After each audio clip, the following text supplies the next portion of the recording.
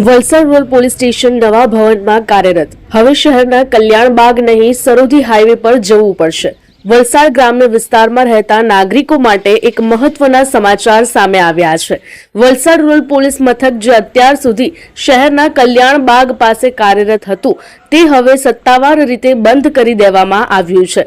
Police સ્ટેશનનું તમામ કામકાજ હવે નવનિર્મિત ભવનમાં ખસેડવામાં આવ્યું છે।